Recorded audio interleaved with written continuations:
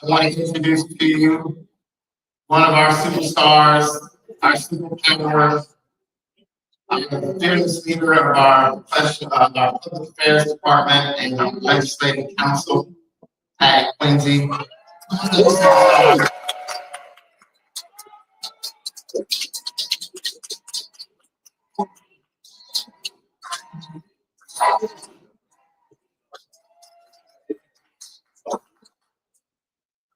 Patty is going to be joined today to give us a briefing on the 89th legislature by a true friend of public education. Somebody that we can count on to always be there, somebody who proved during this last legislative session how safe that it was. What it means to leave it all out on the field for our schools, our students, people who serve them. Welcome to the stage, Representative James Talarico.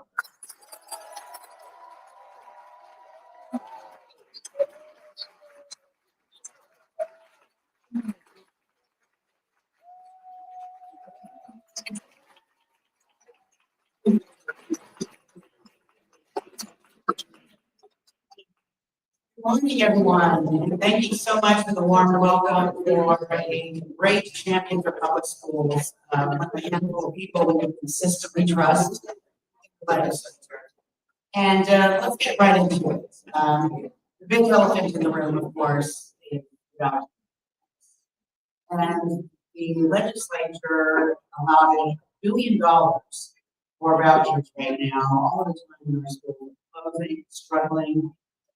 And it goes without saying to this crowd, of course, but you led the charge, and we really appreciate that. But after it's all over right now, we're kind of assessing the damage. What are you most concerned about health education? Well, first I wanted to say thank you, because there were a lot of educational organizations of all kinds representing all parts of our school community, but there was no more effective organization in this voucher fight than AFT. And you mentioned you being one of the few members you can trust. I think that is true in reverse, that y'all are one of the few organizations that I could trust in this fight. And I was so proud to be in that foxhole with all of you and your leaders from Seth to Patty, everybody in that capital to incredible work on a daily basis. And your members were lighting up offices on a daily basis during the session. The folks showed up at the Capitol in force during committee hearings and during protests and rallies. You packed the House chamber on the day that we debated vouchers on the floor. You got reprimanded by the speaker for being too rowdy. So I want to thank y'all. I hope you know what role you played in this historic fight, because we are in a battle for this project of public education, and it is an existential fight. I do believe that private school vouchers pose a grave threat to public schooling in the state of Texas, and I do think that it is the beginning of the end for public schools as we know it, unless we keep up this fight going into the next legislative session and maybe more importantly the next election cycle. Because I do believe that public opinion on this issue of private school vouchers has turned, largely because of the work that y'all have done organizing across the state. But people recognize that this is a scam through and through, that it's going to pull money out of our underfunded public schools and give it to parents who are already sending their kids to private school. I mean, sometimes we were debating this in committee or on the House floor, and I was just saying facts about the bill. And the author or the Republicans advocating for it, refused to even acknowledge the facts because they're so embarrassing. One of those facts is that in the first year alone, more than 65% of the users are going to be parents who are already sending their kids to private school. Second fact is that it costs $1 billion in the first biennium, but it is forecasted to grow to $7 billion in the second biennium. I mean, I was reading from the nonpartisan budget analysts who analyze all these bills, and they didn't want to admit some of these facts because because it reveals the true motives of this program. It is not to help kids. It's not to help parents. It's not to help educators. It is an attack on public education. It is an attempt to defund our schools and transfer wealth from the bottom to the top and help the wealthiest Texans at expensive things. So anyway, that's a long answer to say that this was a historic fight. I'm so proud of the work that we put into it. I mean, they had to call the President of the United States the morning of the vote to twist people's arms. I mean, that's how effective y'all were in this fight. I mean, when Greg Abbott took that $12 million from Jeff Yass in Pennsylvania and used that money to go after rural Republicans who supported their local public schools, when he won some of those primaries, everybody thought this fight was over. Everybody thought vouchers was a done deal. But the people in this room and the members of this organization made it a photo finish. And you pushed them to get Donald Trump to get this effort over the finish line. And that is a tremendous, tremendous statement of the power of this organization. Thank you so much. And changing gears a little bit, we had HB2, which provided $8.5 billion for our schools, has a first accounting support staff allotment, which is a huge win. But it still falls very short. You know, you would have wanted much, much more in that. What do you see as the future for what we should do in the next legislative session to get that funding our schools really need? Yeah, I think it's so important that we put this bill in context because Texas is a big state with a lot of people in it. And so these numbers sound big and impressive. You hear $8.5 billion for public schools, and you think, well, that sounds pretty good. Until you put that in context, that just to catch our schools up to 2019 funding levels because of inflation, we would need about $15 billion in new funding for public schools, just to get us back to 2019 buying. So when you have that context, $8.5 billion now sounds more like an insult than a gift. And, you know, we tried to get them to acknowledge this multiple times throughout the session, but they like to brag this is a historic amount. One of the political reporters in Texas said it would be like if you were 12 months late on your rent and you wrote a check for 6 months of that and you said, this is the largest rent payment I have ever made. And we should be very thankful for this historic investment that I'm putting forward in this check, right?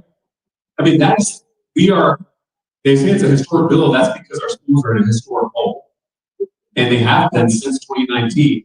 And so I think this bill is woefully inadequate to the challenges that we face in our public schools across the state. It may help, you know, around the periphery. There was some good stuff for special education, for sure. There was some good stuff on pre-K. There was good stuff. I would say most of that was because of the Democratic members of the committee and the allies of AFT in both the Democratic and the Republican Party who pushed for those improvements.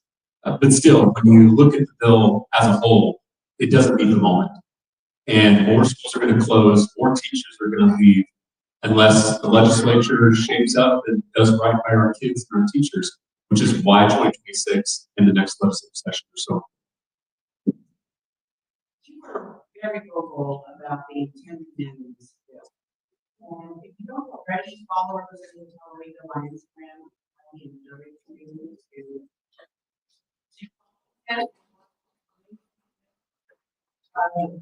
great words that you gave on the House floor about the hypocrisy of discussing the 10 commandments bill on the 7th.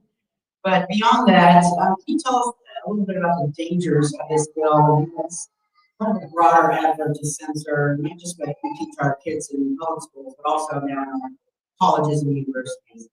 Yeah, I think it's so important for the organizers of this group to understand how all of these bills fit together. Because these are all attacks on public education. We know that, we feel that. But sometimes it's hard for us to understand how all of these attacks are coordinated, how they fit together. And what I always tell people is follow the money.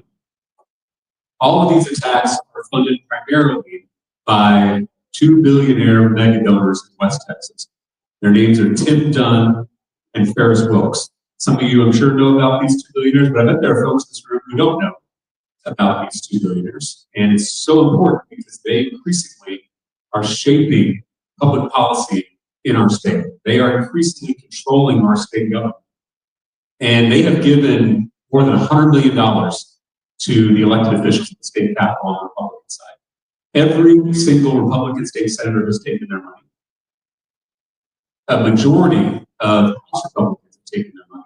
And for some of these lawmakers, a majority of their total campaign contributions come from these two billionaires. So the reason that's connected to vouchers and this Ten Commandments bill is because Tim Dunn and Ferris Wilks are using their fortunes to push a Christian nationalist agenda on the state of Texas. Vouchers are part of that, defunding public schools and using that money to subsidize private Christian schools. And then, of course, bills like the Ten Commandments bill, which forces every teacher to put up a poster of the Ten Commandments, one interpretation of the Ten Commandments, I should say, on the walls of every public school classroom across the state. There was also a bill you may remember from last session that allows school districts to replace school counselors with untrained religious chaplains. So this is all part of a extreme religious agenda by these two billionaires. And I'll just leave you with this because I think it's interesting and important. These two billionaires made their fortunes in oil and gas, but they are also on the weekends pastors, billionaire pastors, which to me sounds like an oxymoron. But these two billionaires preach at these far right churches, and they don't preach a theology of love like the kind I was brought up with, the kind you may have been brought up with. They preach a theology of power and control. And they are now trying to take that toxic theology and turn it into law in the second largest state in the country. And now they're trying to go national. They're trying to install one of their puppets in the U.S. Senate. So this fight against Tim Dunn and Ferris Wilks is not limited to vouchers. It's not limited to the Ten Commandments bill. This is a fight for the future of our state, whether or not we're still going to have a pluralistic democracy where we can celebrate diversity and live together in peace and grow together, or we're going to have this authoritarian theocracy where a few at the very top implement their extreme ideas on the rest of us. That's really the fight that we're facing. And so I just want y'all to know this because y'all are so focused and you're so effective on some of these particular bills that we have to defeat. But unless all of you in this room understand how it fits into this broader fight for democracy in Texas and across the country, I think we may be missing the big picture. And so I hope you do your own research. Don't just take my word for it. But look up Tim Dunn, Ferris Wilks. A lot of investigative journalism about these two and their vision for Texas and their vision for public schools. But you need to know their names if you're going to continue in this fight. Yeah, there's actually a CNN documentary you can find on YouTube about folks, so check that out. Again, switching gears, there is a bipartisan effort to do away with the STAR test and to replace the nationally norm reference test that will be taken 3 times a year. Nobody in this room is a stranger to the pressures of high-stakes testing, the pressures that puts on young kids. Everyone was behind this. What did it do? Well, passing the House, which is, again, a testament to the work that this organization has done, particularly in the Texas House. We had such broad bipartisan support for ending the STAR, improving our accountability system. But then it died in the Senate, where, again, these special interests have such a stranglehold on our elected officials. And it drowns out the people of this state. I mean, if you are, again, catering to your billionaire mega donors, whether it's Ted Wilks, whether it's Jeff Yass, you're not doing the people's business. I mean, call me old-fashioned, but I think you work for the people you pay. And Greg Abbott and Dan Patrick, these guys don't work for us. They work for their billionaire bosses who write them $6 million, $12 million checks.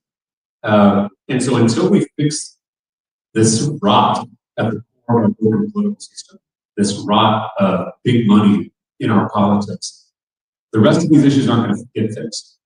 And so I do encourage, again, organizers like y'all to be looking at these root causes, because we can replace Greg Abbott and Dan Patrick, Ken Patrick, but until we clean up our political system, until we get rid of that influence of big money in our politics, then we're not going to see true change in communities.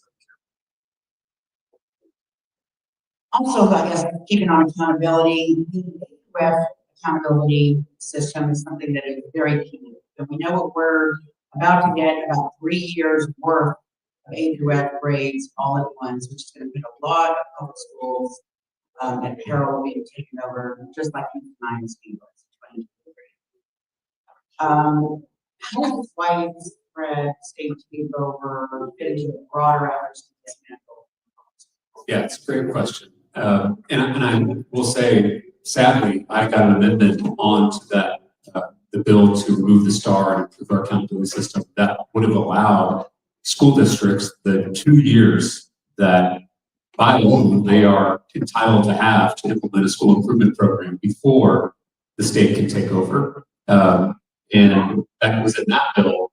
Unfortunately, because that bill died, it didn't come law. So we're going to have, as you said, districts who are suddenly getting scores out of the blue because we've had this pause, and they're not going to have time to react to that. I mean, this is kind of a problem with accountability in general, both STAR at the classroom level, but also K through F at the district level, where instead of this being a conversation about improvement, which again, for the teachers who are in the room or the administrators who are in the room, you know that giving feedback and holding students or teachers accountable is a conversation where they are given an opportunity to improve so that they can grow and get better, whether you're a child or whether you're an adult.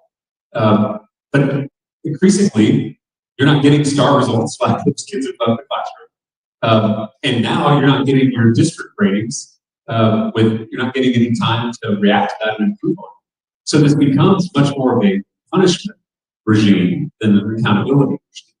And I think we're seeing that more and more. The last thing I'll say is the Houston AFT takeover, I don't think it was a coincidence that that happened right before the voucher issue. This has always been a two-step process. Discredit public schools, defund public schools. And you have to do it in that order, right? Because people love their public schools. People love their public school teachers. So if you're going to drive a wedge between people and their schools, you've got to discredit the schools. So that's why we've seen some of those powerful politicians in the country calling teachers groomers, right? Accusing librarians of indoctrination. These cultural war attacks are directly linked to these efforts to privatize and dismantle the public education system. And I'll just say, this is what we see at the state and the national level. This is their playbook. I mean, the Republican Party is waging war on their own voters. They rile people up by saying that there are furries in our public schools, that kids are acting like cats and peeing in litter boxes. That's a lie. It's not happening anywhere. But they use that lie to push private school vouchers, which will defund schools, particularly in rural communities. And then at the national level, Republican politicians rile people up by saying undocumented people were taking Social Security and Medicare, and now they're using that lie to cut healthcare for people that rely on it. Some of them, people who voted for these same Republican politicians. And so this is the tactic. It's divide and distract while they pick our pockets. And that has been true for a long time. They divide us by race, they divide us by religion, they divide us by gender, so that they keep us distracted so we don't realize all that we have in common. Because once we do that, then we join together across race and religion and culture and gender, and we come together and take power back for ourselves and our communities.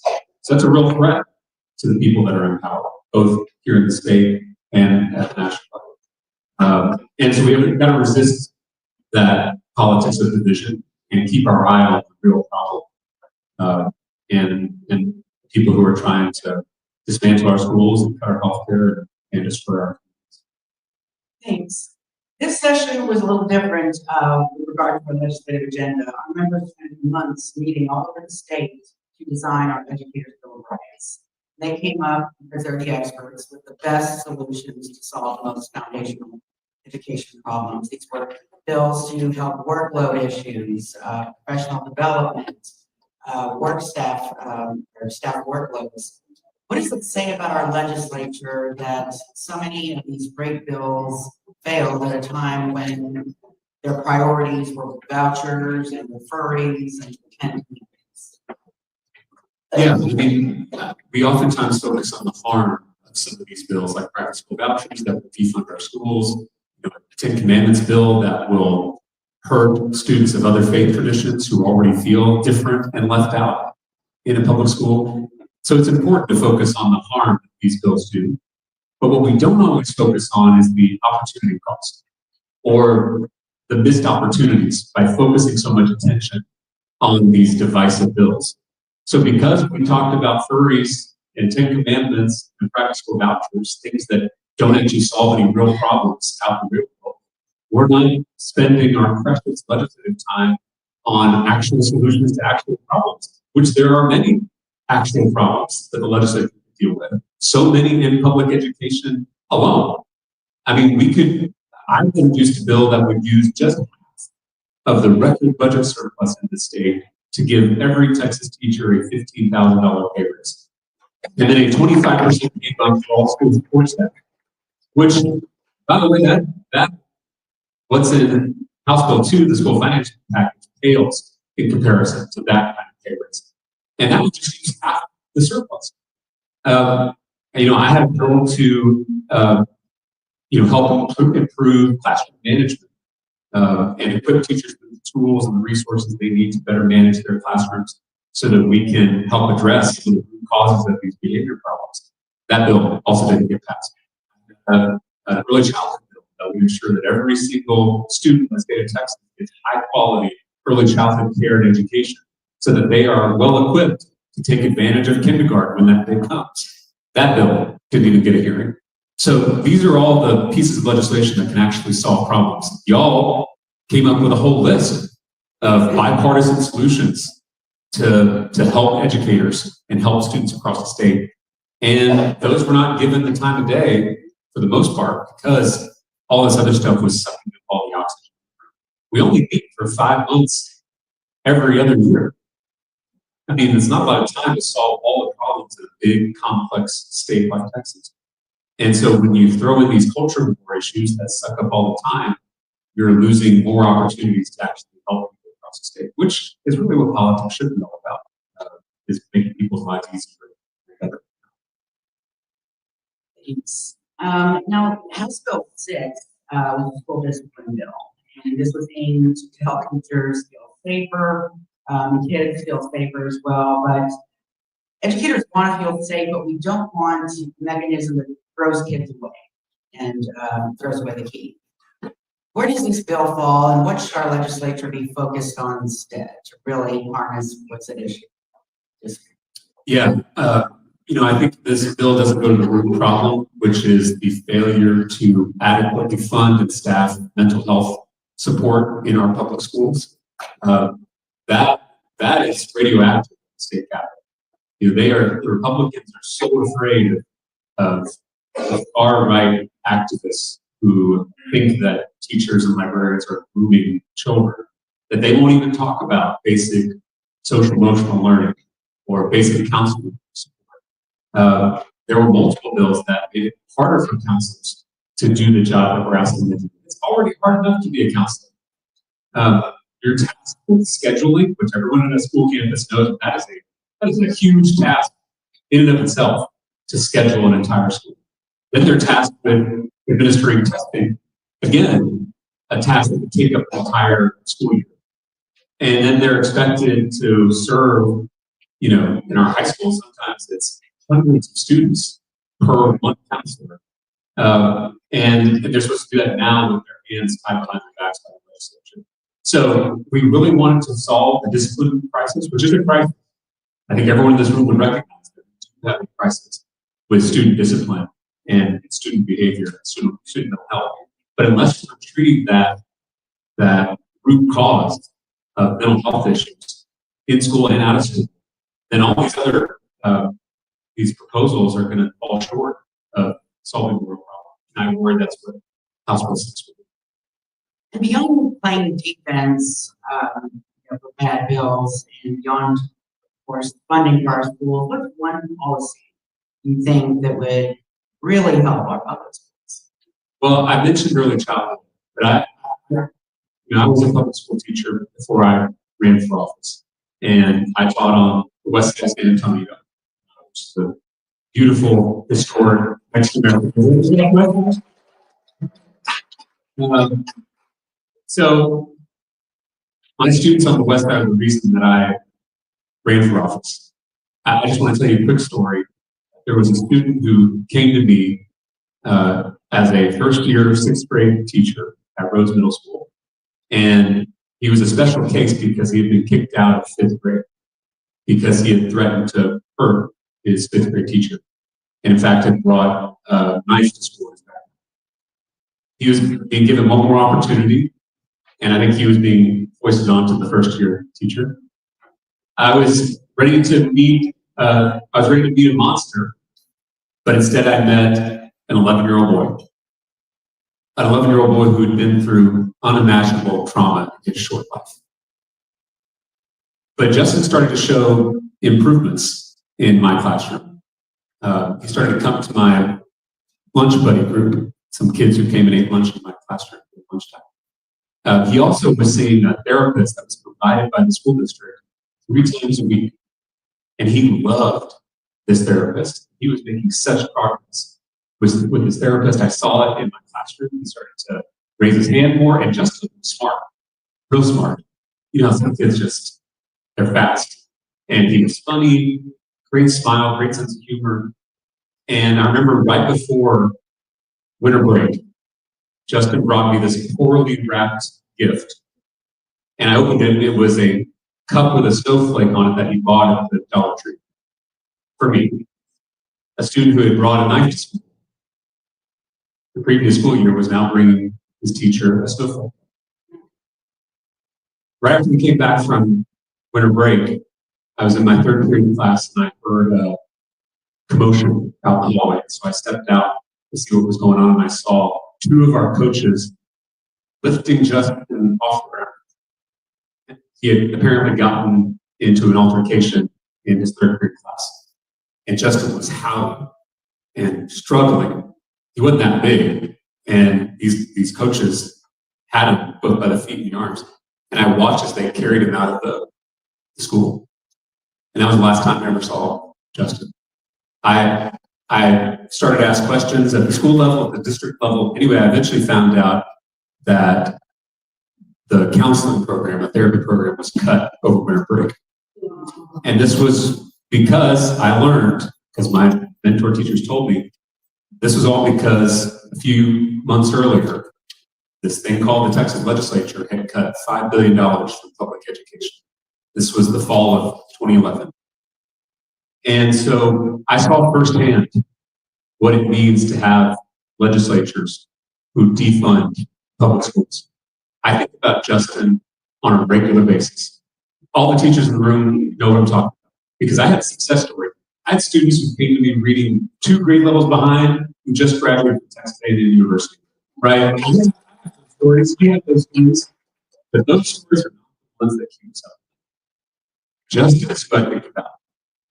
He's what I think about when I'm at the state capitol, when I'm in these fights for public education.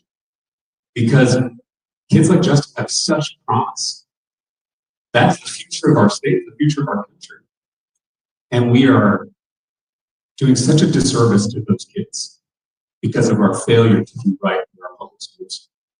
And so I think there is so much that we can do for kids like Justin, for teachers like me, for teachers like y'all. And I think the only way that will change is if we, at the ballot box, elect pro-public education elected officials in both parties. And so I'm honestly really excited. I'm tired from the doctor fight, tired from this legislative session, broken hearted in so many ways, because I know all of you are. But I also feel this optimism about what's possible in 2026 and then what's possible in 2027. I do think that they have awakened a sleeping giant in the state. I really do. I hear from so many people, Republicans and Democrats all over the state, who are fired up about this fight for public education. And I think this is not just feel-good politician BS. The day that Greg Abbott signed his private school vouchers came into law at the governor's mansion, it was a Saturday. By the way, Jeff Yass, who's a billionaire from Pennsylvania, flew in to be a part of the signing. But on that day that he signed it, with his billionaire mega donor watching, is the same day that Texans all over the state rejected extremist school board candidates. And I think it's interesting that both those things happened on the same day. So while the governor and his billionaires are clinking their glasses in their mansion, all of us are out there organizing and winning elections. And that is the path forward.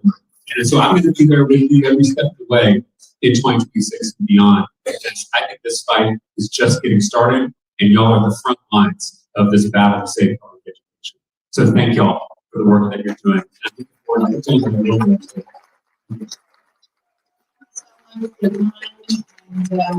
was going to ask what motivational words do you have for our folks, but I think you just said it. But again, thank you so much for your dedication to our public schools and to our kids and to our teachers. It's amazing and just a great champ. Thank you. Appreciate it.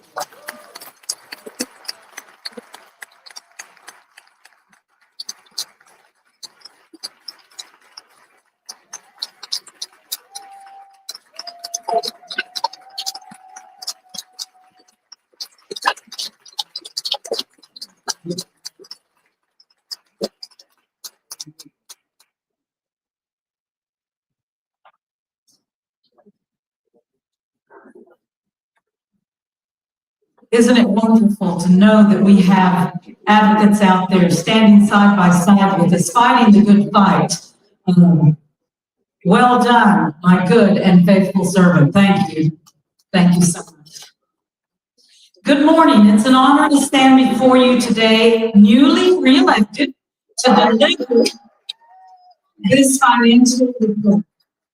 The full report can be found on pages 7 and 8 of your programs. I invite you to take time to read through those because it has many important details listed there. But this morning, we will focus on a few highlights. When I was elected in January of 2024, I knew it would be a year of transition, and it was my hope to assist our state federation in ensuring this transition was as successful as possible. I'm happy to announce that our financial team has done a great job making this happen. We've moved to a more digitized and technologically sound file-keeping system while we work in collaboration with BTQ's Conspero Financial Management Group. Now, this group works with nonprofits to assist with the strategic process of planning and organizing financial resources to better support organizations. And in our case, it's also to ensure long-term sustainability and to maximize our state's organization's impact by ensuring that all payments to vendors are made in timely fashion, to offer e-pay for seamless payments to locals and vendors, and to have multiple layers of documentation for reconciliation, compliance, and checks and balances. We've reviewed our financial relationships, and where it made sense to do so, we've consolidated for transparency, including by bringing our credit card systems into cross-bank. We're able to see expenditures in real time, which makes for easy reconciliation. We've diversified in areas where appropriate, such as expanding our partnership with Bank of Labor to align with audit recommendations, while also implementing a more comprehensive financial investment strategy to grow our current resources. We're investing to grow building and solidarity funds for overall financial well-being. We're taking those investments and pouring those funds into more efficient data systems and organizing tools. This allows us to track member engagement more effectively, therefore allowing us to quickly identify emerging leaders throughout our state. We're able to maximize the impact of our important legislative work that we've just heard about as we broaden our organizing reach. This summer, as you heard yesterday from Rick Levy, we are ending our current building lease and we'll be moving into the Texas AFL-CIO building in downtown Austin. Yes, we're very excited about this move as it brings us closer to the capital. It also ensures that we have savings, which we will then invest into our building fund. Not to mention, we're working with our union siblings. Last biennium, Texas AFT saw growth in e-dues ACH payments, which has helped ensure dues are securely deposited. While payroll deduct still remains a viable option, Texas AFT is better prepared than ever before to execute electronic dues collection and mitigate potential issues should the state legislature move to try to take payroll deduct away as an option for our members. And we're proud to say that most of our local unions are moving in that ACH payment direction. How are we growing our union strength? This year, Texas AFT was honored to welcome 3 new local unions to our affiliate. Brownsville Educators Stand Together Best was chartered in May of 2024. Spring AFT was chartered in January of 2025, while Texas AAUP was chartered in March of 2024. May the leaders and your delegates please stand so that we can recognize you for your amazing work.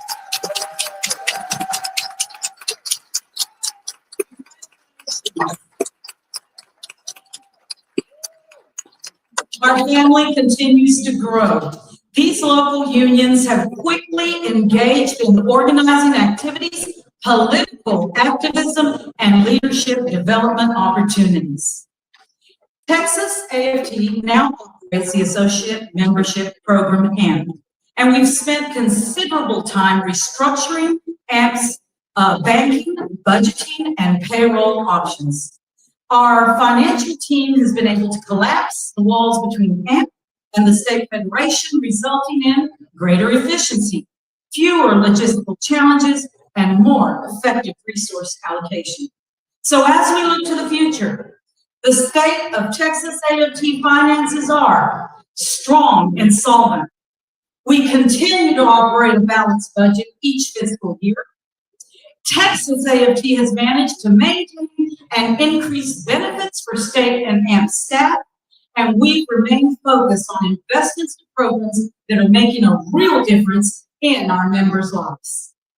While we do enter a challenging future, we remain unwavering in our goal of moving our members' priorities forward through local and state organizing, which we know is the driving force and power behind our union.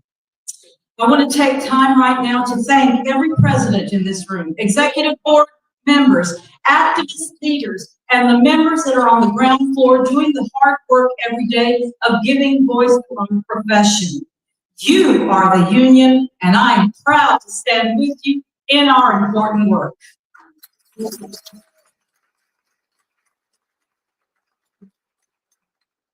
we move into the future in a continuously hostile state environment and increasingly uncertain national climate, Texas AFT has remained focused on investments in programs that make a real difference in our members' lives.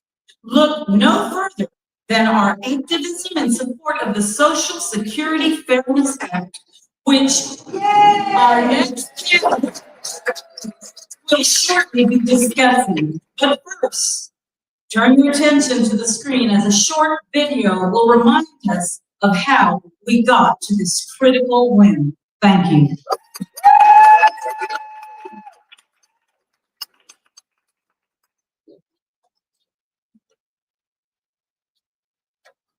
But I also worked for many years in the public, and I paid Social Security for years and years and years. And because I retired, I'm not entitled to my full benefits of Social Security. I feel like I should have that.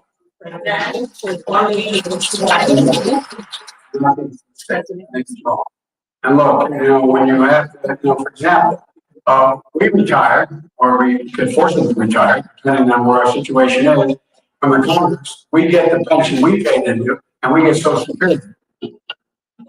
Usually gets. As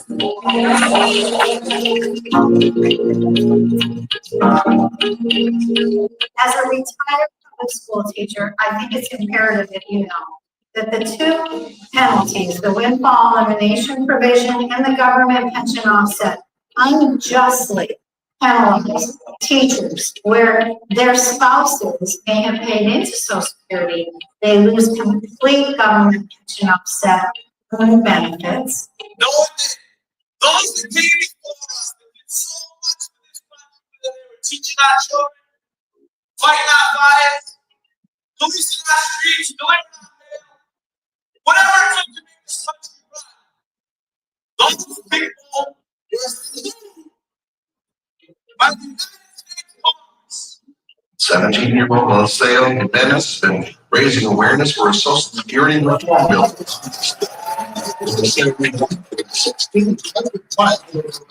days, the state says, the legislation for Congress has passed would eliminate federal taxes on Social Security benefits for seniors.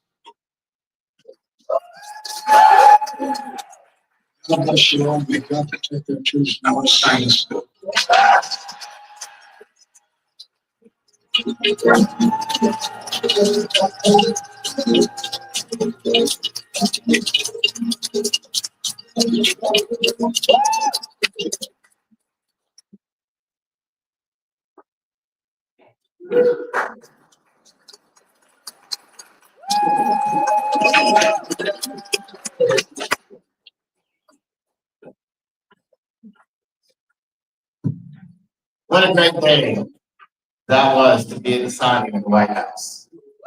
And we're going to talk about that a bit more, how we got there, what impact it has on our members and educators across not just our state, but across the country. So I'm going to ask the folks if they could put the table there. All right, we're going to do a 2-minute break.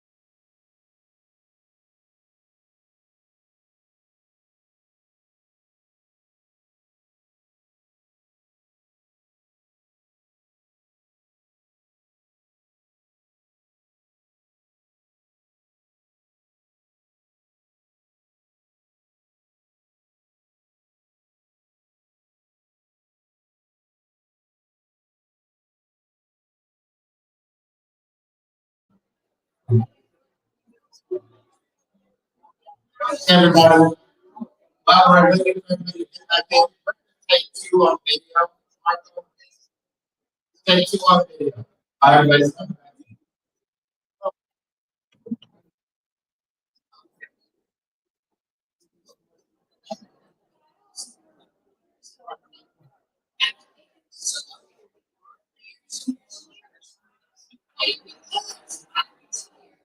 And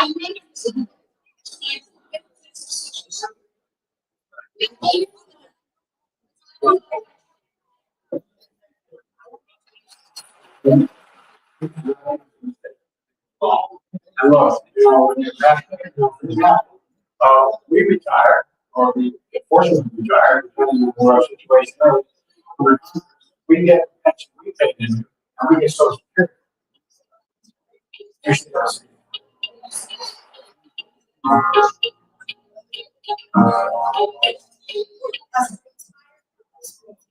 think it's imperative that you know that the two penalties, the windfall elimination provision and the government pension offset, just penalize teachers where their spouses, if they miss Social Security, they lose complete government pension offset benefits. No, so much for this country. Teaching our children, fighting for the police and those people were 17-year-old Jose Menace and raising awareness for a Social Security reform bill in Congress. Jose was 1,600 miles for about 40 days. This says legislation for Congress has passed that would eliminate federal taxes on Social Security benefits for seniors. God bless you all, may God protect your truth, and let's sign this bill.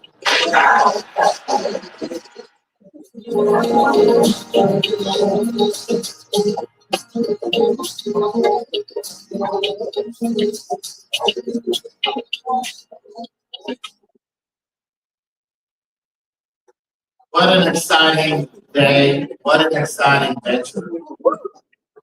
Welcome to this panel on the Social Security Fairness Act as we celebrate the repeal of the windfall elimination provision and the government pension offset, restoring benefits hard-earned to millions of Americans across our country.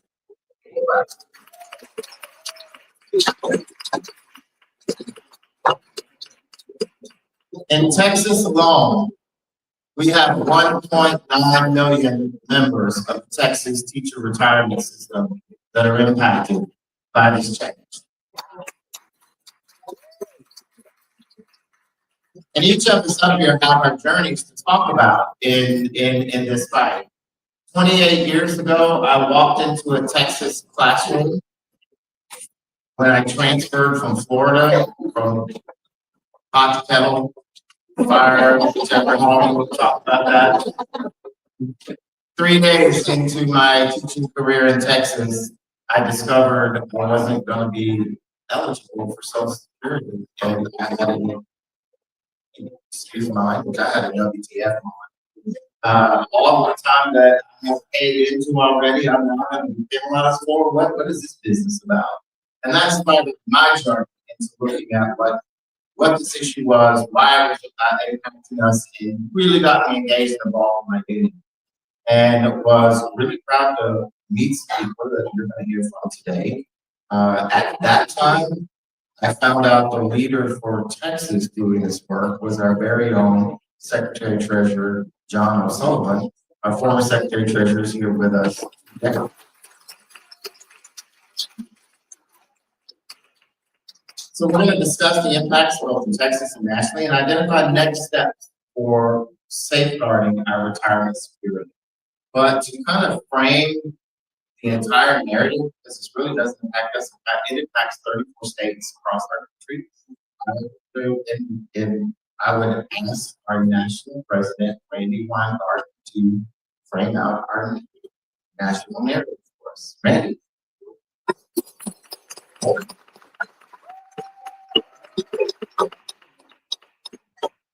Thank you, Zach. Can you hear me now? Yeah. Thank you. So I'm so glad to have seen that video because I remember that day when people asked me, how did it become a national priority?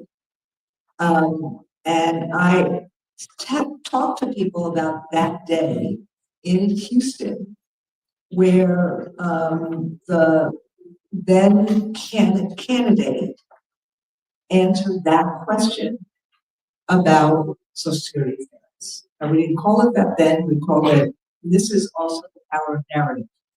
When you call it web GPO, it's not as if anybody wants to actually solve something called web GPO.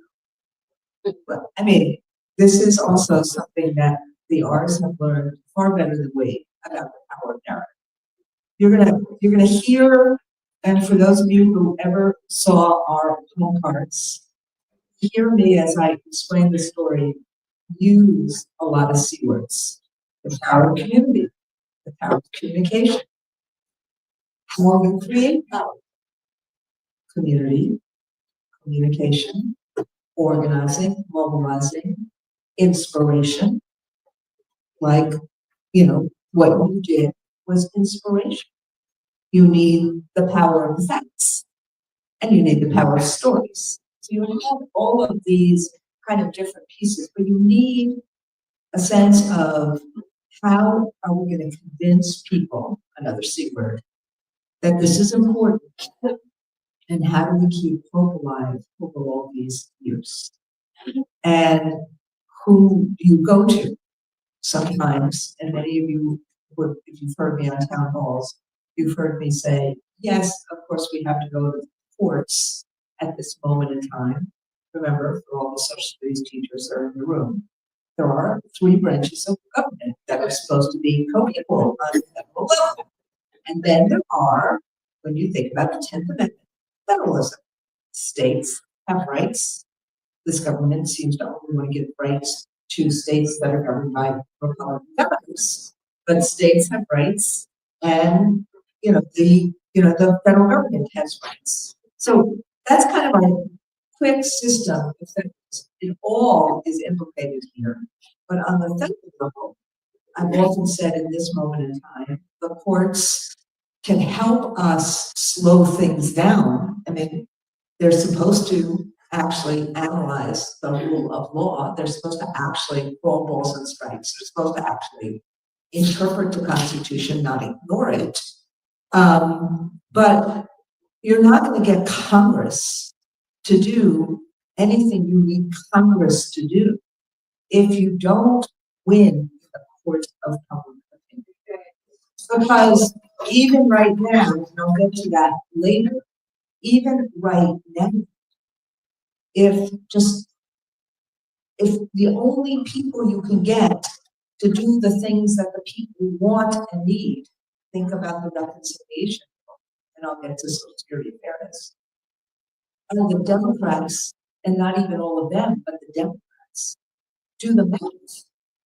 And unfortunately, what happens these days right now is that Mr. Trump has such domination over the Republican Party that those Republican legislators fear him more than they respect their constituents. Now, I would say this about any president.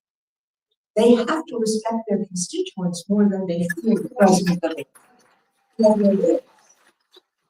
So, if you have to be able to be a practitioner of understanding power to get anything done. And when I say a practitioner of understanding power, you have to know how the levers work. So how did this get done? It got done because of you. Now, I say that, I mean that. None of us have a magic wand. And when I say it got done because of you, what ends up happening is that there are, as you can imagine, you just heard, your amazing state legislature talk about this. There are always for us hundreds of priorities. Okay, let's say there's always 10 priorities. Tell me when I have to go there. Because I'm not watching, I gotta watch. Tell me, so there's always, say for us, for Zeph, for me, there's always 10 major priorities. You can, fighting the voucher fight this time was a major priority. But frankly, getting a raise is always a major priority. And if you are a union leader and you're not focused on the wages of your members, sorry, shame on you. I guess as I'm getting older, I can say that. But come on, why do people join unions? They want to have better wages. They want to be able to have their families have a vacation every once in a while. We want to be able to support our families. We want to have decent health benefits so that we're not one illness away from bankruptcy. We don't want to be deported by ICE. And there's a freedom issue here. So it's like, I love what the young people just gave me, the seat at the table. We want a freaking seat at the table in our schools. So I want to say, what is not American about a voice at work, a voice of democracy, decent wages, decent healthcare, decent, retirement, and want to be able to have what America is supposed to promise, which is liberty and justice for all. So all of those are priorities. But how do you then say in a system, remember I said about federalism, in a system like that all of a sudden something like Social Security, WEP and GPO is so unfair to so many people, but not unfair to everybody in our union because there are some states like New York and my state that passed years ago because of the power that we had. And that we passed a law in the state that said everybody's in Social Security. Now, do you think for 1 second the paraprofessionals and support personnel in the UFT who were making, $20,000 wanted something that said that 7% of their income every single paycheck was going to be taken away? We had to do a campaign about it. And we did that campaign about it, and that was years ago. And frankly, I came in as staff to the UFT a couple of years after that was done. So it was not even my campaign, not on my radar. everybody I knew in the place that I was working, basically, this was not an issue. That's why organizing, when I say you or so. I'm the national president. I hear about this as an issue. I hear about it from members and going to different places. We set up, fast forward, these in 2020.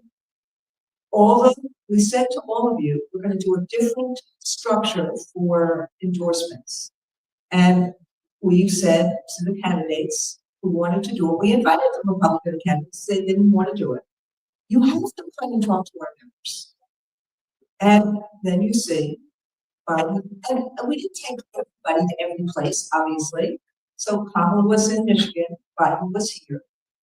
And they spent the day with us, and they had to spend at least an afternoon or an evening answering questions of the members, instead of the exec council of the members. So you see, voice, agency, organizing, all of this as part of it.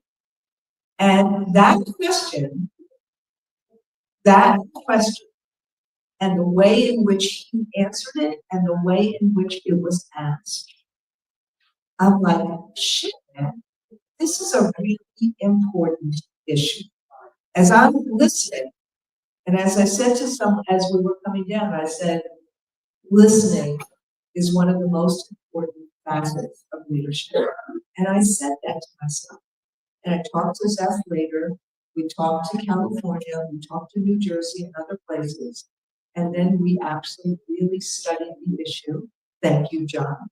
And then what essentially happened was we created nationally with our retirees. I said, I can't do it myself. We need to have a coalition within the union. It's fighting for it. This is not manna from heaven. We have to fight for it. We have to organize. We have to communicate. We have to mobilize. And so our friends from Rhode Island at the next convention put a resolution because we also have to educate. And we needed to educate everybody right from New York that this was a really important issue and it had to be an all-union approach. So over the course from basically 2019 to now, or to January 5th, we had staff on it, we organized, we had inspiration, we had the facts, we made it a major issue. So when I said a major issue, to me that means it was just like we were fighting COVID, we were getting American Rescue, every day, literally every day, in my mind, I was, what are we doing to get Social Security fairness? And when Abigail Spanberger, really, you need to have champions. She was a champion. Garrett was a champion. Others, Sherrod Brown was a champion. And there was one story that she will tell you that I saw her at, she's from Virginia. This is part of, in telling this story, this is part of why you see how important that national union is. So I see her at the Labor Day picnic of the head of the Post Education Committee, who happens to be a congressman from Virginia. And I said, look, I need to give you some advice about Social Security fairness. We have a long conversation about it. I said, you have to have a different conversation with New Yorkers than you're having. You have to make it important to them. It's not important to them because they have it. You need them to make it that they, and let me help you with it. Let me caution them. Let me make it important to me so it makes it important to them. You see what coalitions are. So this was really a matter of, there was an opening for the two. The House was remarkable that we got it through in a process that almost never happens, that comes from the floor. But the Senate, that's where Ed and myself basically double teamed the Senate. We needed all of you but we double teamed, triple teamed the Senate, Republicans and Democrats alike. So that's the other, it's not a C word, it's an R word. Relationships become really important at a certain moment. You know, you're not gonna, the relationships, if they were important from the beginning, you just walk in and say to Senator Schumer, oh, we need Social Security fairness. You know, you can imagine, as you guys are laughing, you can imagine what that would be.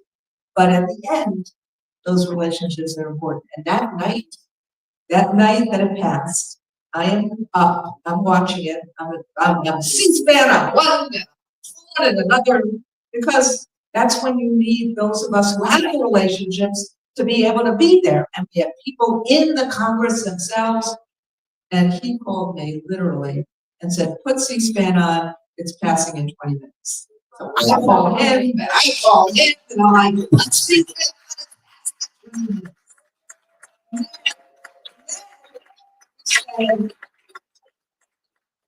Then we said, you know, it's anything good that passes normally passes somewhere between 1 and 4 in the morning. I mean, they try to do things at night that they don't want anybody to see, but also things that pass like this pass. And the Senate rules are so convoluted. But then the other thing we did was we said, and worked on the White House. And we said, not only, look, the president wanted this. And we reminded the president about what happened in Texas in 2019. We reminded him of that story, of that question that you just saw. But we wanted a celebration. Because you know what celebrations do? They create hope. We wanted that big bill signing. We wanted that deep because it brings. So, and is beginning.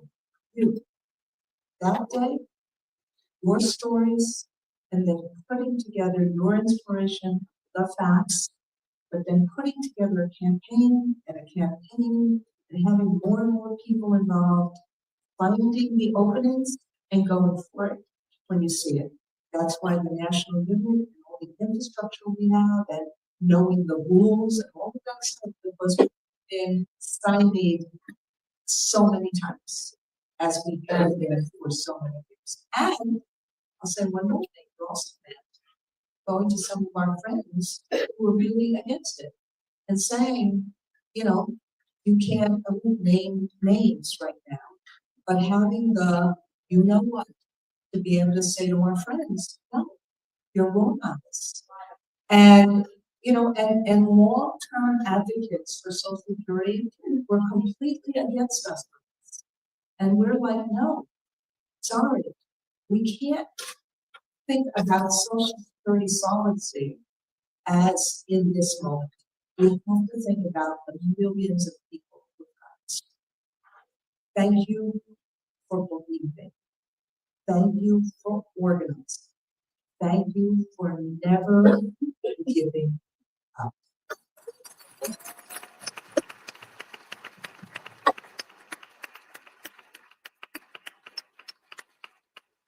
Definitely a lesson in telling stories, and that's what we want to continue today. Two things that really came out of this for me. Those of you, like, look, a lobbyist paid for by ATP in DC did not get this to happen. This is proof positive of the work of the National Union, of me being able to talk with Jeff in California about the commonalities that our members have in losing Social Security, about us being able to rely and work with Randy and the team, organizing at every level across these states to make these voices heard. We had members from Texas that were consistent about putting this front page and above the fold. Rita and multiple others in a coalition with members across the country sharing their stories and telling their stories. And so that was a huge piece for me. So when you're out there and somebody says, why are you paying dues to a national union? This is a direct example. And you'll feel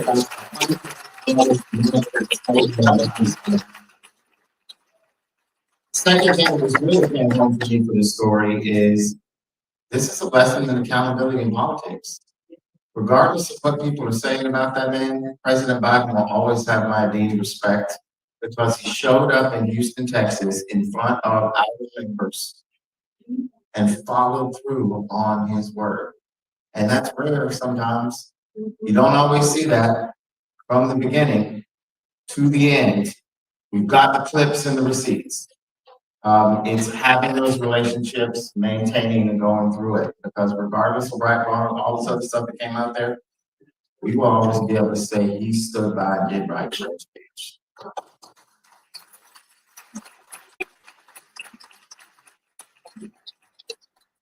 John O, and just for those of you in the audience, because I recognize we actually have some members that like were not born when we started this fight. Okay? You all met when you were in convention 2 years ago. You met John C. If you hadn't met him before. So when you hear me say John O, there's a reason, because there were a couple Johns in office at the time. And so John O is our Secretary Treasurer. And John O, I would just love if you could tell us where the history of this fight came for in Texas, so that we don't forget where we came from. Is this live? Great. Geez, there's a lot of young people here. That's good. You know, some things take longer than they should. In terms of Social Security fairness, it's taken us more than 40 years to get this done. But at the end of the day, there are public employees all over the country who are receiving an average of about $1,100 more in their Social Security payments every year than they otherwise would have.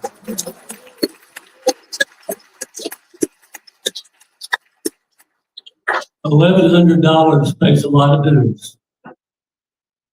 Pays a lot of dues. People need to think about that when they talk to their friends about joining the union and the value that it can have to them over the long term. The GPO and the WEP passed in 1977 and 1983, respectively.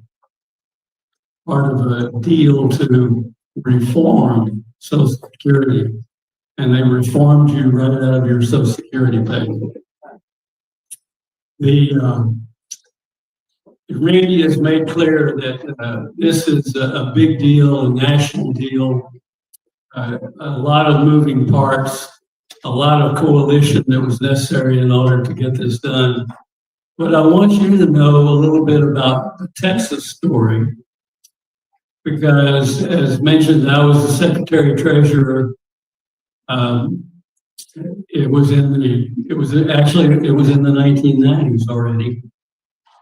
And being the Secretary Treasurer of the Texas AFT is an easy job, because the primary responsibility has to do with keeping track of the money. And we didn't have very much of it. So it gave you the opportunity to do a lot of other things. And one of the other things that you did was answer the phone when members called to give them information and advice and help to whatever extent you could.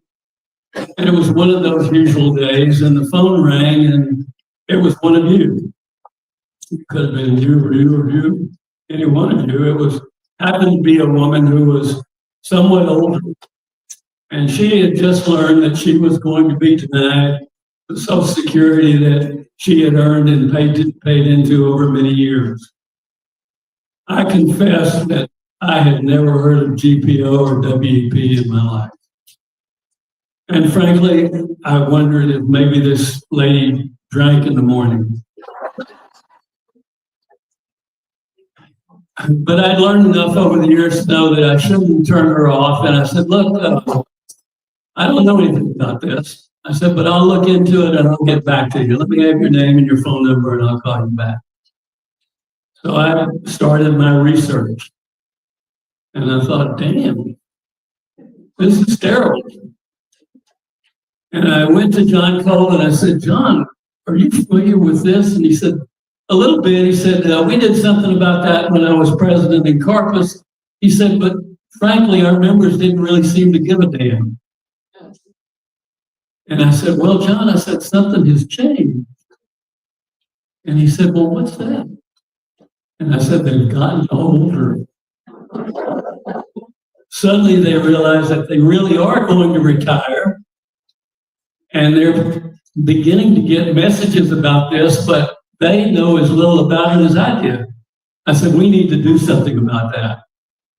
And that began a campaign that it was my privilege to lead about informing people about the government pension offset and the windfall elimination provision. And it turned out to be a great organizing bonanza as well, because we began to hold meetings around the state. Myself and a woman named Karen Hamilton, who's no longer with us, sadly, put together a PowerPoint presentation, and we carried that all over the state. And we started to draw increasingly large crowds. I remember one in Houston where we drew over 150 people in an auditorium there. And consistently across the state, obviously people were beginning to wake up. And that's how the campaign came to Texas. And the interesting thing about that is that our competition among teacher organizations were totally flat-footed on this issue. It was only the Texas AFT that took the leadership on that issue.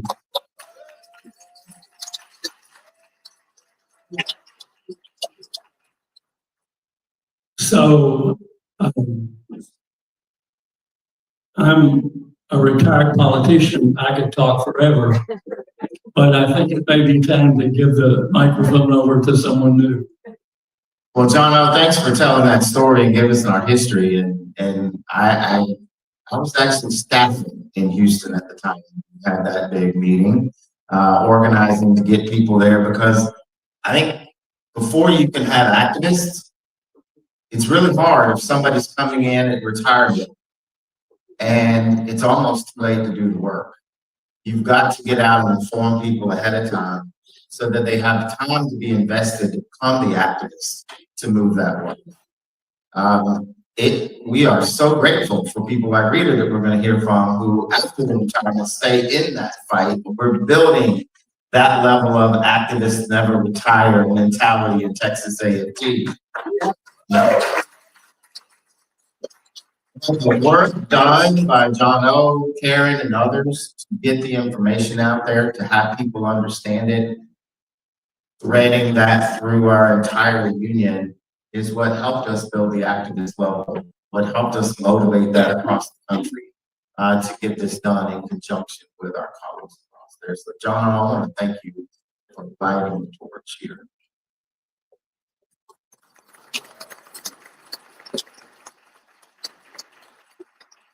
Now we're going to go to the other end of the spectrum, because often, and this is as one of the things that we found out in the education process, it's really hard to get our younger members to even think about retirement security.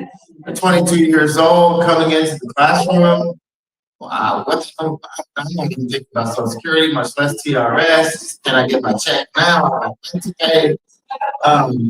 So I'm so excited. I was saying the other day, like, we didn't even have to convince you, so I'm really curious. Where did your interest in this come from? How did it spark up for you, and what brought you into this fight at such a young, early age of a high school student? Really inspired me.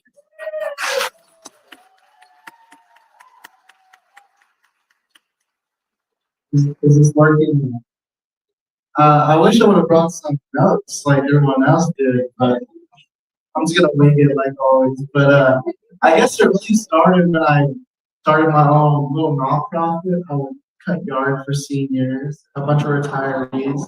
So a few of these retirees would be police officers, firefighters, teachers, and a few of them informed me about the web and the GPO. I was like, oh, that's interesting. But what really got me involved is when my grandma talked to me about it and how much it affected her. It cut her benefits like completely, almost in half, which was horrible. And I thought I needed to do something about this. So that's why I did a little walk. I had to stroll from Lubbock, Texas to Washington, D.C.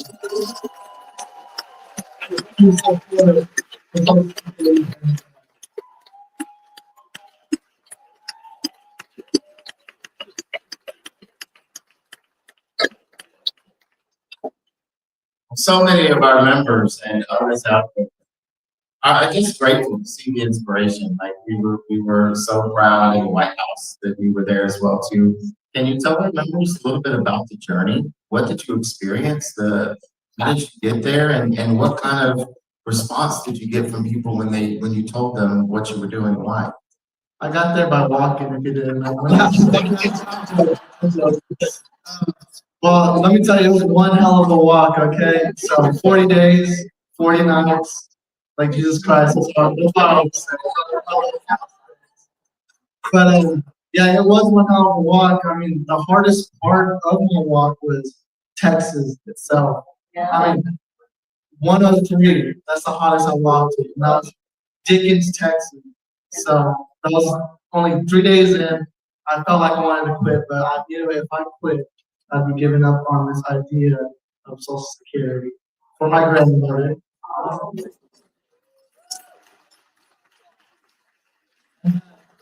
This whole experience, like, I think it just changed me because walking all day, all night, it gets scary, but it's kind of fun. But it gets lonely, and it's just like so much. Like I could say about it, I could be talking here for hours. But I'll tell you the scariest part of it. The Appalachian Mountains, the trees, they cover like the moonlight, so you really can't see a lot out there when you're walking at night. That was very scary. The heat, I got rained on a few times. Walking up steep hills, walking down, pretty chaotic. But I mean, just seeing the countryside and like how green it was from. I mean, I live in Lubbock, Texas, so it's like flat.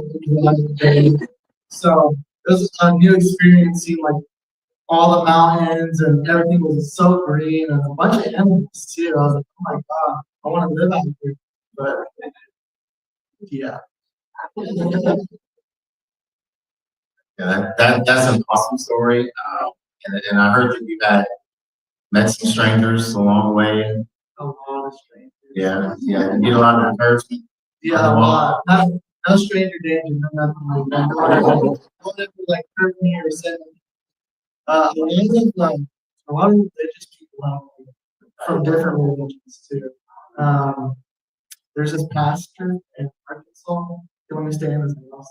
Super nice and awesome. And then there's a few Jehovah's Witnesses in Tennessee. They let me stay in their house again, and they bought me some food and snacks. And they wished me farewell on my walk. It was really awesome, and it made me feel like a hero. Did you get an opportunity?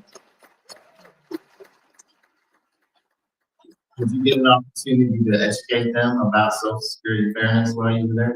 Yes, I got a chance to talk to a lot of people about the Social Security fairness. I explained my situation. I explained my grandma's situation, and they really loved it, and they looked into it, and I keep in contact with a few of them. So, I mean, it's really sweet to see them reaching back out to me and seeing how I'm doing, and to ask me questions about Social Security, even though I don't work at the office. It's nice to answer questions about it. Well, we love that you were honing your organizing skills from an early age and just naturally. For the right reason, take care of your family and your brother.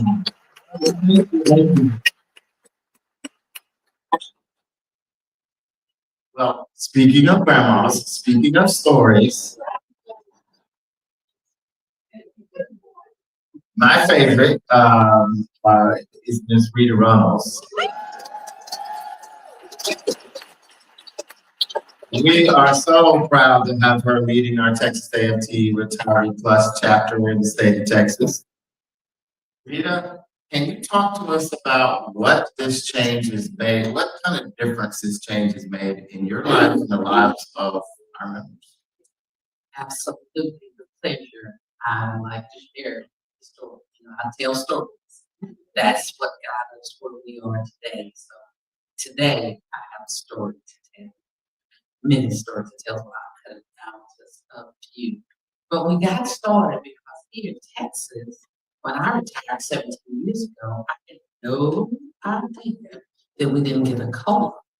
And I was like, until one day I kept looking at my check, I said, it's the same. I mean, my pension became my account. It's the same. Every month, it's the same. I said, something's wrong with this picture. And the late Carol Anderson, who was chair of Texas AFT Retiree Plus, I met her when it actually all started with Nikki Calloway. She started into this. She asked me would I go to Austin and be on the retiree committee. And I said, absolutely, I will. I would love to do that work. And so here I am, and I met Cheryl, and we realized we didn't have a COLA. So that's the first thing we did in Texas. We fought for the COLA. And that's the first time I told the story. And I didn't realize at the time that I had all of the tools that I needed to tell the story. And my husband was battling cancer. And right before I decided to retire, before I did, we went to a financial advisor, and he was giving me advice on what I needed to do with my pensions and how could we live off of that when there was cancer.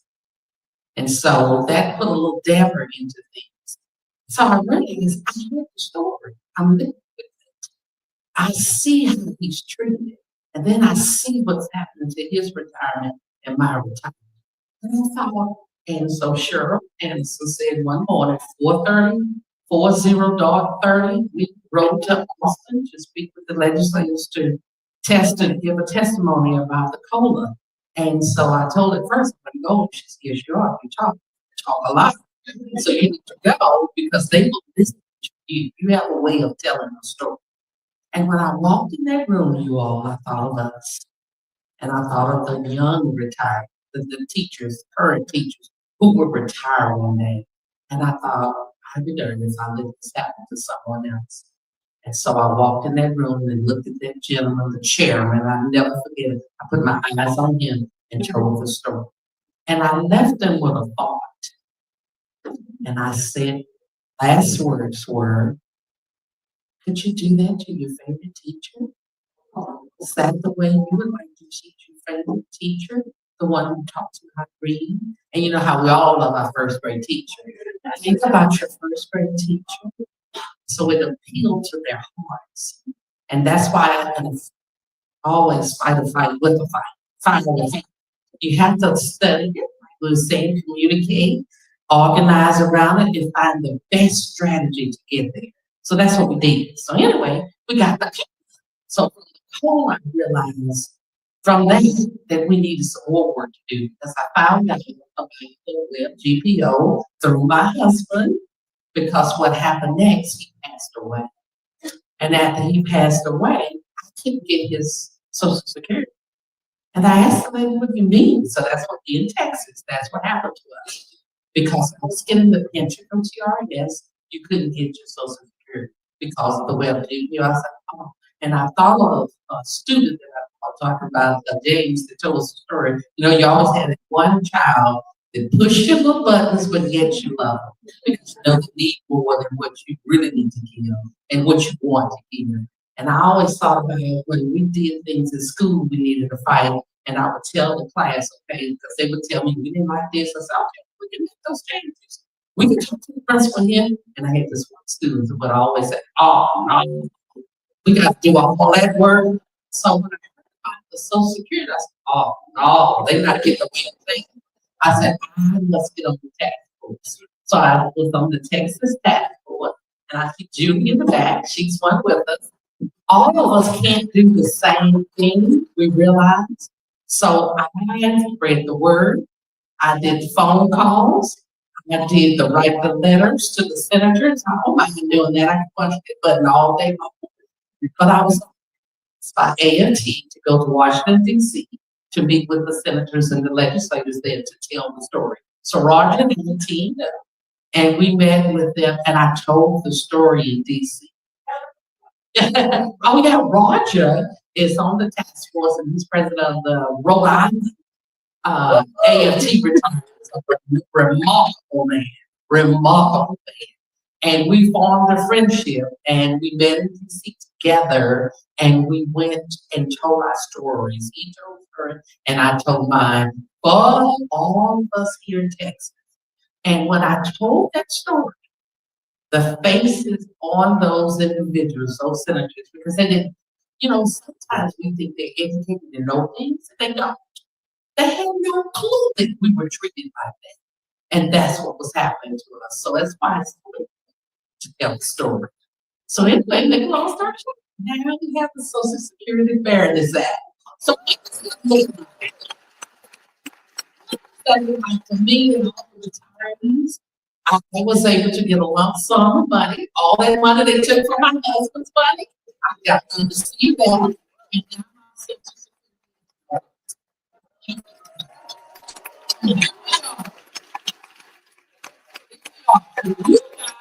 now you guys will receive what you deserve. And we have others that would love to share those stories with you as well. So I know Judy Bryant is in the room. Judy, would you like to share with us how does that Social Security look for you? Gonna get the mic. Okay.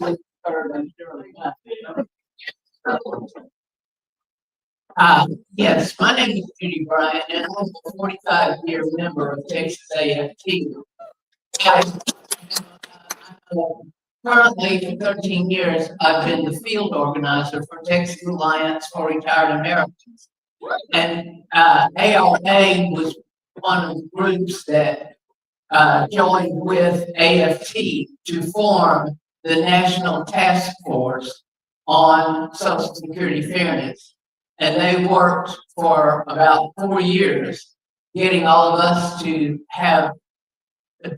call the senators, write the senators, and all of that. I started working on this way back when John O was talking about that 25, 30 years ago. Our former Texas AFT legislative director, Eric Hartman, and we talked about it, and it was interesting.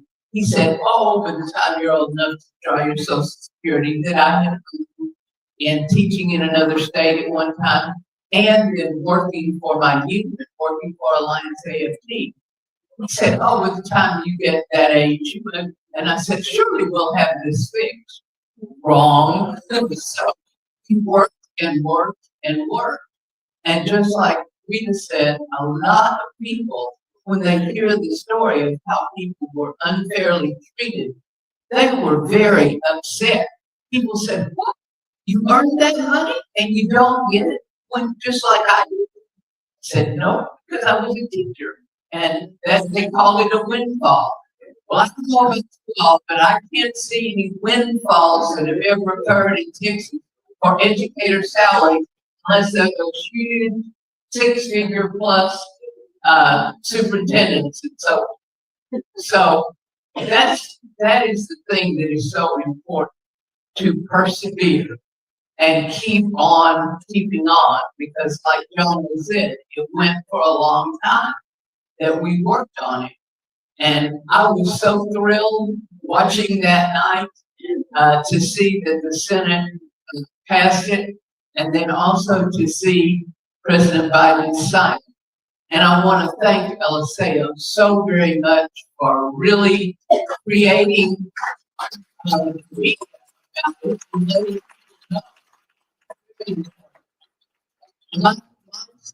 Security. I was so thrilled because a lot of us got lump sum payments in February, and the task force was so intent on getting it passed. For a little bit, they didn't realize, nor did I, that we were getting back from 1st January in 24. So that was really wonderful. But my social security that I started getting and earned in April, doubled. Yeah. And that is just.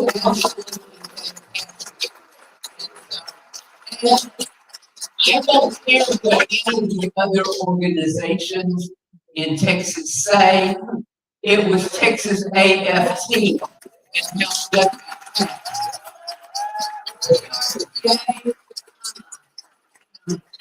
And that's why it is so important for us to persevere. And sometimes we think it's never going to happen, but thank goodness it finally did.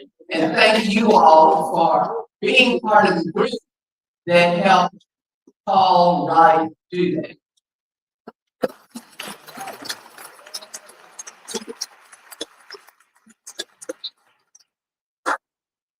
Thank you.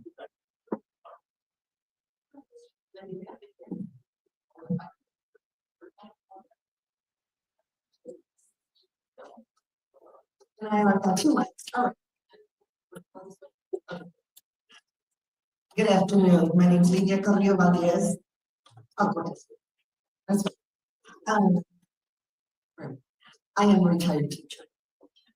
And I'm going to say this part in Spanish and part in English, so sorry, because that's how we bilingual people do it, right?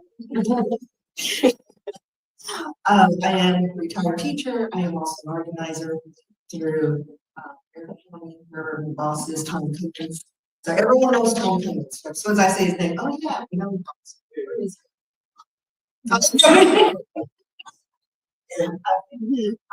Anyway, I want to share with you how difficult it has been, and I'm blessed that I do have a job with Texas A&T. Thank you so much, Sam. Appreciate you hiring.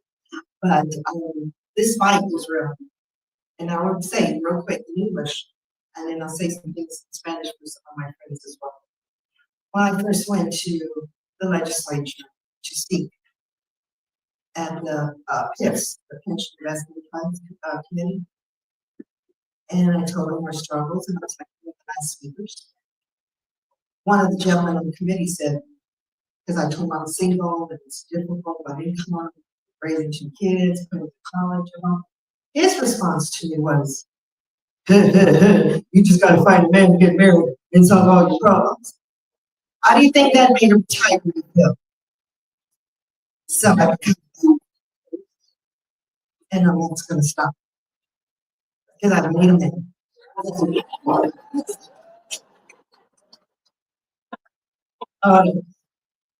Stop en español. Ser maestra es difícil. Ser jubilada con tierras es más difícil. ¿Verdad?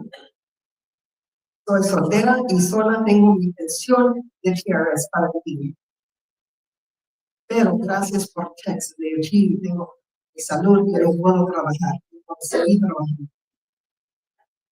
Pero muchos jubilados no tienen porque su pensión de TRS y sin el pago también de seguros sociales no pueden, es más difícil. Y después con la edad es más difícil porque ahora tienen problemas con su salud y otros problemas con la familia, no es suficiente dinero para pagar los biles, todos de los médicos, la casa, y sigue papá.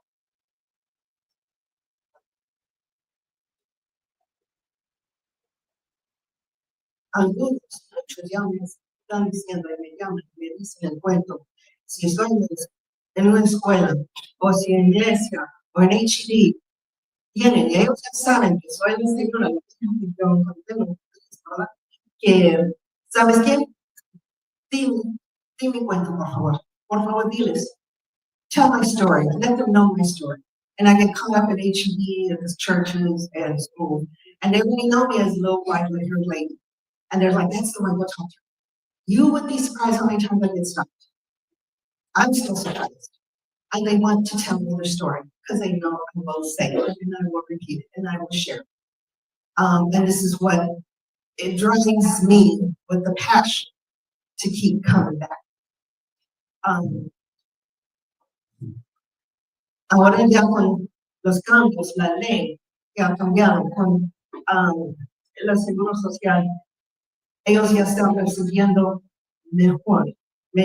Muchos me llamaron aquí en San Antonio, ¿sabes qué? Recibí un cheque, es más grande, que yo no pensaba que algo así es justo, es un error. They were surprised to receive a check, and they were so big, and they're like, is this right? Are you sure? Like, I can keep it in cash. It's legal. Go ahead. Pero también, ¿sabes qué hicieron con los cheques? You know what they do with the money? No one went anywhere for vacations. First thing they did, pay that medicine, pay some bills. It was long past due. How dare you? This incident with our Social Security has had to happen and make people suffer like this. Our mothers, our grandmothers, our teachers, our citizens, our neighbors, how dare they? But that's what they did with their money, and they were so relieved to have been able to do this. Ahora necesitamos, como hablamos más de ahora de cada mes, ¿va a seguir o no? Every month there's we're going to keep getting this paycheck. We're going to keep it's not going to reduce, right? No, it's what happens when we work together to tell our stories. Algunos tienen mejor salud porque tienen más tiempo para descansar y ocuparse, porque ahora ellos tienen decisión a trabajar o no. They now have a choice. Do I have to work? I don't have to work. I can choose to work now. And their health is better because now they have more time to rest. They have more time to breathe. You know, as we get older, we need those naps. And yeah, mine's at 2-3 every day. You know, I mean, when you're not having to work and having to get stressed and having to overwork yourself, you have this better. Time to cook good meals. You have time to enjoy hobbies. And that was one of the first things they told me. ¿Sabes qué me dice? Que tengo más tiempo con mi familia, con mis nietos. Tengo más mi jardín, estoy ahí trabajando.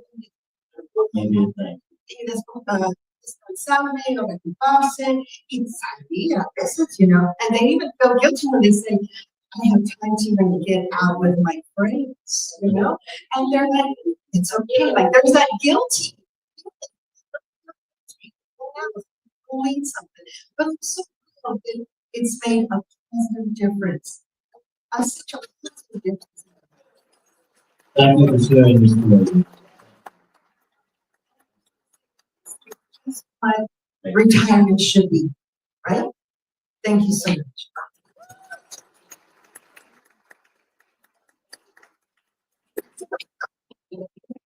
Share that in Spanish with us. I think we have one more, that's Sonia, a retiree from Dallas, would like to share how does the Social Security Fairness Act looks to her. Hi, I'm Sasha Pace, and I started working when I was I'm not able to stand. I stand just a moment. This is me. I'll go around. I'm the one who's the student. Okay. I started working as a junior in high school, and every summer I would work, and I didn't get into, even when I went to college for work during the summer. When I finished college, I still was working, and I didn't get into teaching until I was 35 years old. And so I really liked Social Security at that time being. And I'm like, when I got on this become a teacher, it's like, you're not gonna get your Social Security. I'm like, I'm not into it. I need it and everything, especially if you can see the school that my illness, my medication and everything that I have to go do, and I need a lot and everything. So it was just great and helpful when we got the Social Security Fairness and well, I could receive both of them, my Social Security as well as my teaching retirement. So that was very helpful to me. I apologize to get emotional because the different medicines and everything that I need to help me with my living to enjoy life. As we want to say, we want to enjoy life because I just made it 60 this year. Although I didn't have another illness already.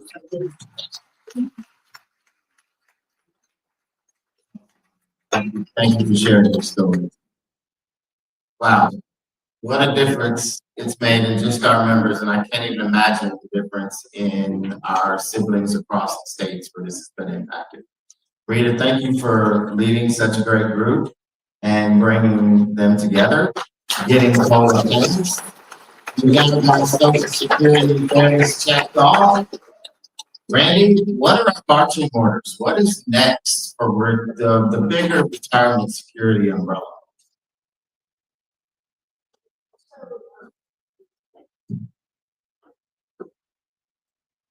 We have, so let me say it this way. You've heard most of the day a lot of, you live it every day. There are some really bright stars and lights in this state and in this nation, in a lot of darkness. There's a lot of darkness. And so part of what we have to do is we have to work on a bifurcated way. Because every one of you who works in schools right now, it is extraordinarily difficult to teach the support personnel, bus driver, right now in any of our districts. Because you are the inspiration, you are the beacon, you are the hope, where a lot of people feel really anxious or really angry and really dispirited. And whether, regardless of where they are in the loop, there's been a lot of anger that the American dream doesn't actually work for Americans. And that is, and some of that anger has been created by social media, and some of that anger has been created politically, and some of it is really. And so essentially every single day, I mean, I'm looking at your faces as I'm saying this, every single day, anybody who teaches is facing that in terms of how you navigate through all of that. And that makes your jobs much harder today than when I was in a classroom years ago.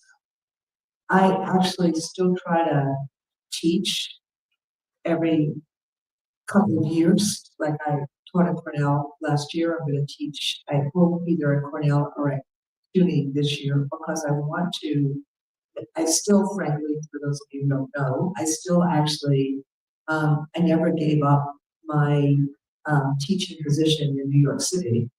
Obviously, I am on an unpaid leave, but I am, because I wanted to make sure that I was still in active service and that I could always go back to it. And so I've never given up my license, but but part of this in terms of wanting to give back, the book that I just wrote, wanting to give back, I just said to James, everything he just said, I wrote in this book, because it is by design that people are trying to undermine public education so that they defund it and they try to get rid of it. And so for those of you who don't know, it's called Why Fascists Fear Teachers. And it will be out on September 16th. We just talked about how to do a book event here. And it's really a love story to all of you. It's a lot of stories of teachers and lifting people up, as well as the context of what these folks are trying to do. I start there because what's next, and this sounds a little bit crazy, we can't just fight back. We have to fight for a better America. And so in every fight that that's why I showed you the card, palm card earlier. In every fight that we do, we have to kind of take in what those of you do every day, which is where's the hope? Where's the inspiration? Where's the light? How will we find a way that we bring kids agency and empowerment? We don't empower them, they empower themselves. And so part of who we are as a union is how we create agency and power and empowerment so that people see that they are part of the fight. They don't check out. That's why No Kings was so important. That's why oftentimes you'll hear me say, no, it's not just the courts. It is the court of public opinion. And yes, we have to educate, like everyone just did in telling the stories and in what we've just done today about Social Security fairness. We don't just say, oh, good, we got it. No, we tell the stories of how and why and who and the inspiration and the origin story as well, and include all of us so people see it. So in terms of what's next, short and long term, if we do not win enough in the 2025 and 2026 elections, we will not have democracy that we can rely on to actually change things in our generation. Most of you have never heard me say that. Most of you always hear me say that. We have to win enough that at least the House of Representatives votes. And I say it this way in terms of I wish, like a Representative Lawler or a Representative Bacon or a Representative the moderate Republicans who are actually on our side in many ways, but they can't because Trump will kill them. Not literally, but figuratively. So they're more scared of him than they are. So I think about how we move back from that moment. Number one, because that is really, November 2026 is really the next referendum that the people actually have on whether or not we have democracy. It's forget about Republicans or Democrats. This is the next referendum of whether we have democracy.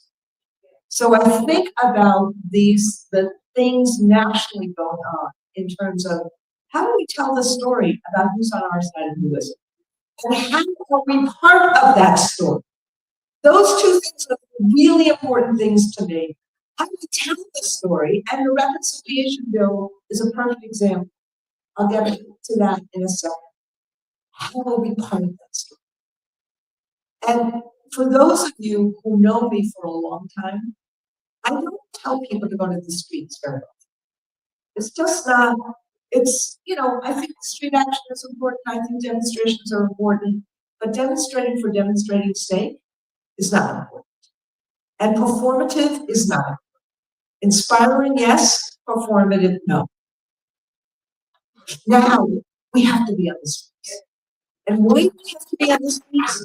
Because when the government does not work for you or for us, the only way we can express we the people is that the people are together on the streets. And the only way we can dissipate the fear that people have, or to say, oh no, I don't want to get involved. Everything is a tool of the autocrat, just like fear is a tool of the autocrat. The only way to dissipate fear is if we in the community are on the streets together to show, no, this is not who we are as a people, and no, this is not what we want. So that's why democracy piece becomes really important. But it can't be democracy for democracy's sake. If you can't make ends meet in your family, you don't really give a shit about democracy. Yeah. With all due respect, I do, but you don't. Most people don't. So we have to be about the issues. And the most important issue that binds us together with so many of the people we serve is making sure that people have a shot at the that they have decent, so I'm gonna end where I started. Decent wages, decent healthcare, decent retirement, a voice at work, being able to walk down the damn street without worrying that ICE is gonna take our kids. How dare they? Hey, you wanna go after criminals? Fine. How dare they? That's the freedom we're talking about. Being able to make family decisions for your family. Not having what Texas has done. You tell me, I don't know a person in my life who has wanted an abortion bill. Any person I know who has not, including myself, years and years ago, did it because we felt we couldn't raise a family. How dare you? Sorry, I never said that. How dare you? How dare you? This is the group that believes that families are sacrosanct. How dare you? So on the issues right now, the next 3 weeks, what the Republicans have passed in the House and what they're about to try to pass in the Senate is the biggest transfer of wealth from poor to rich. And what it does is essentially, by cutting Medicaid, by cutting SNAP, by doing this piece of the bill that says we are preempting states from doing any regulation on AI. That is a gift to the tech companies, just like the indemnification on social media was a gift. When you put all of this together, it basically says the powerful have rights and everybody else is struggling. So it's student loans are going to be essentially inaccessible and not affordable. It's getting rid of rural hospitals and of the subsidies that many of our parents and grandparents get when they are in nursing homes.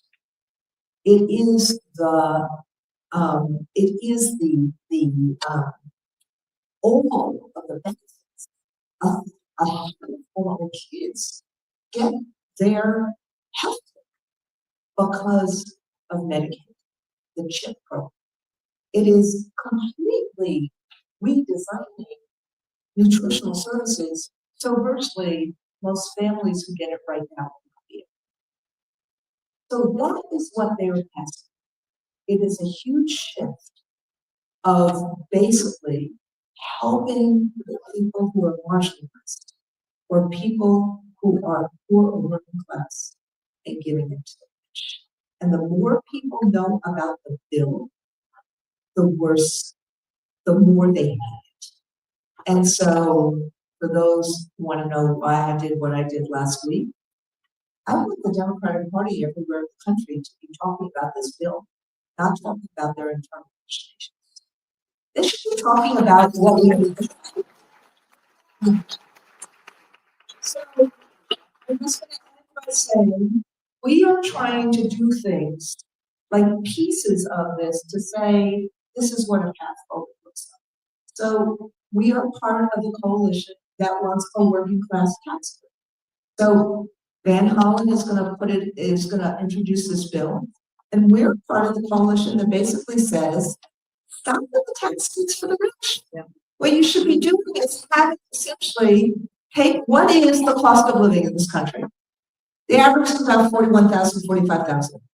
So no one who earns less than 45,000 should be paying federal taxes. Stop. It's plan. And let's pay for it. Surcharge on the rich. So doing that, doing the career tech ed stuff, doing AI, what we're trying to do is fight reconciliation, be out there on the democracy issues like we did on No Kings, really be out there on Labor Day, because that kind of co-joins the fight on democracy and the fight on economics together, and fight for a future for people in America. And hopefully, by doing these things, that when we get to September, October, November 2026, our members will say, and communities that we serve will say, okay, who's on our side, who isn't? And the apathy, we can get through the apathy, we can get through the disinformation, because we have to. We will not. We will not. In our generation, have what we need and want as parents if we don't get enough in 2026. So, no, but all of us do.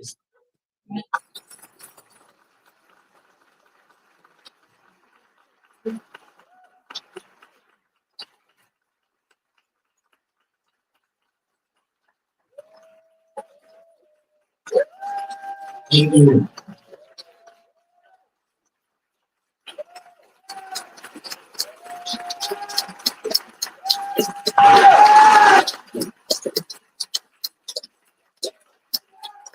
Thank you for that now this wonderful panel.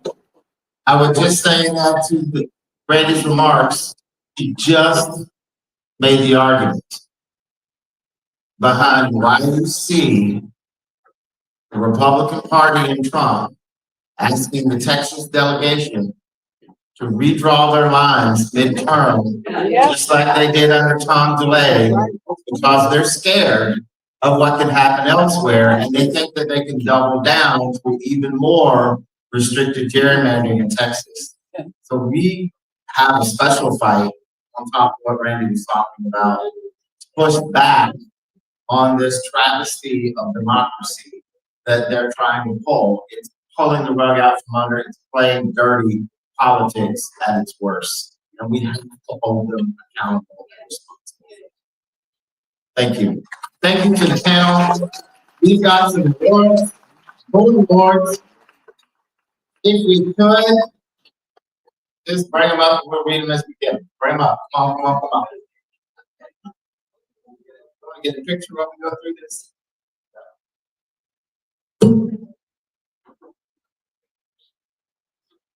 So this first award goes to Randy Weingarten, who is North Star. First inaugural Texas A&T North Star Award.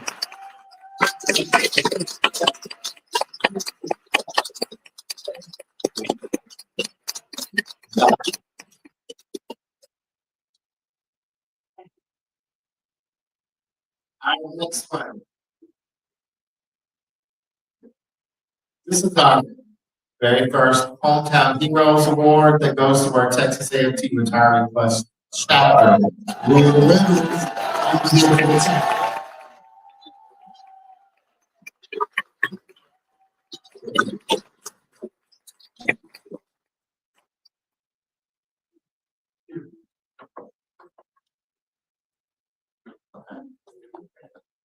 This is a placeholder. We got a little issue with the mail. Our Pioneer Award goes to former Secretary Treasurer John O'Sullivan.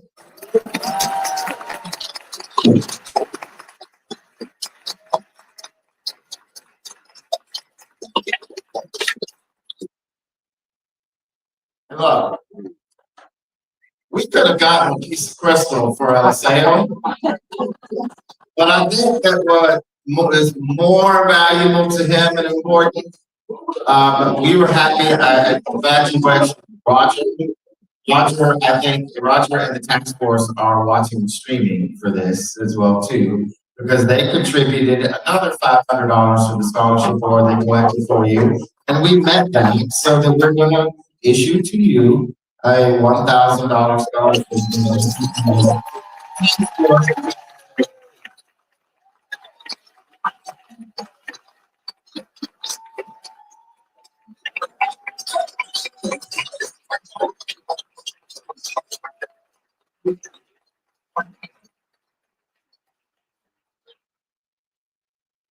Thank you very much. Thank you again to our final panel. We appreciate you sharing your stories with us today and making this real.